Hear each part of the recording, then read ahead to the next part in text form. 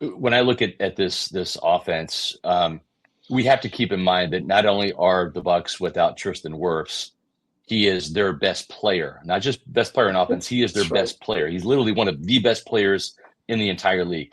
This offensive line, the 4 out of 5, Ben Chikwuma's, had kind of 2 rough practices back to back. David Walker got him a couple times on Sunday.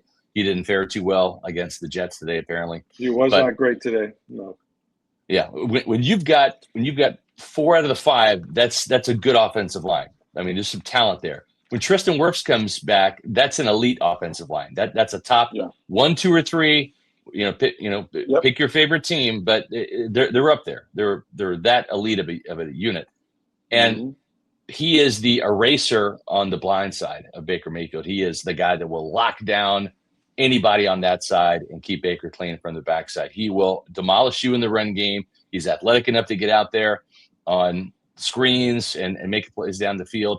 I think this Bucs offense has been good so far. I think it has a chance of becoming great when Tristan Wirfs comes back. But Greg, let me ask you,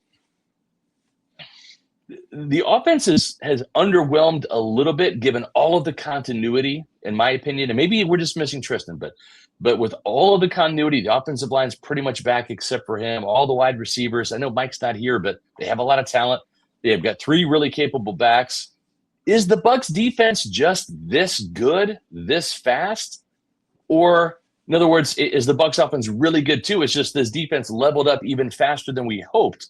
Or are we in for a little bit of a surprise where maybe Todd Bowles' unit is going to have to wear the superhero cape a little early in the season as Zach Robinson's offense kind of finds its footing?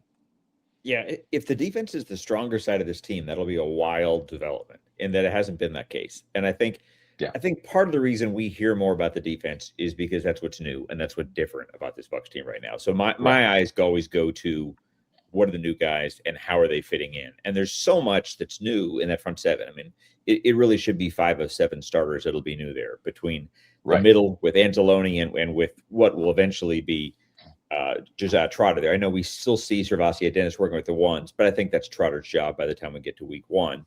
So the middle is entirely new. A'Shawn Robinson, especially with Vita Vea out right now, is obviously going to be new. I'm sorry. I think of Cansey as being a new piece just because he was out for so much of last year. But then you add, easily probably right now 3 of the top 4, 3 of the top 5 outside edge rushers are new between Bain, Muhammad, and David Walker now. So to me, why I've noticed them so much, it was a concern last year. It was definitely a weak spot in the second half of last season. And I think you think about how little they did on the back end of the defense. They're trusting that everything they did up front there will make the back end look better, make them better just by not having to keep them on an island so long, waiting for plays to be over with. So the offense, I still think of the offense as the stronger side of this team right now. And like you said, it starts just with incumbency and the continuity of having so many receivers. And it's scary to think that you could lose Mike Evans and still feel good about the receiver group.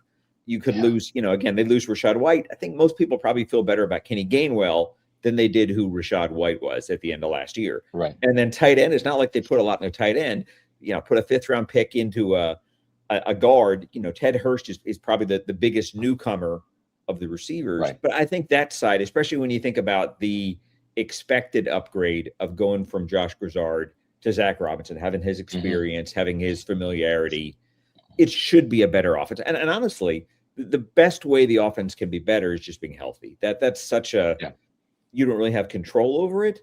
But if that line is intact, if that receiving core is the same and has depth and can work guys in and out, you don't have to worry about Sterling Shepard coming in and getting 40 catches, that kind of thing. That's the single biggest thing that'll help this offense get back to being like a top 10 unit. Here's the thing. You can't play without your left tackle. I don't care what team you're talking about. And when you've got an all-pro left tackle especially, there's such a drop-off. Look, Chikwuma's a great story, right? Yeah. Justin Scully is back. Those guys are light years away from Tristan Wirfs. And when they're on the field, it's obvious, right? And you can't hide a left tackle. Their best backup left tackle might be Graham Barton. That's right. I'm serious. Well, Rick, to your point, those 2 games that Chikwuma started at left tackle down the stretch, The Saints game in Tampa was a loss. Yeah. And the Miami Dolphins game on the road was not a loss. good. No, it was not good. Yeah. And I don't think he's had, at least up here for sure, he didn't have a very good day at all. Yeah. And I don't think that Justin is we've seen what he can do against Aiden Hutchinson and others. So and what it forces you to do is, now you're using a tight end, you're using the running back to chip. It's such a luxury to say, hey, 1-on-1, no one's going to beat my guy. My backside, my blind side is clean. Yeah. That's such a relief to the quarterback. And I think when they have had trouble on offense against their defense or anyone else's, like today, they don't have their left tackle. I mean, who can go out there without your all-pro left tackle and think you're going to be anywhere near what you should be? So it's so imperative for Tristan to not only get back, but to get back and beat Tristan Wirfs. And he's going to be dealing with that knee. It's not what it was when he came into the league, but guys play with it, and he will too.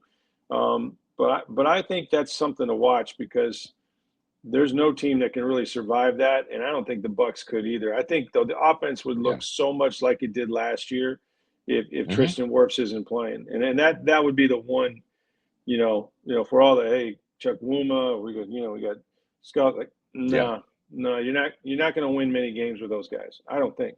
I agree. We have a super chat here. Let's get to this question here. We'll stop the show for a super chat. Super chat. We love it.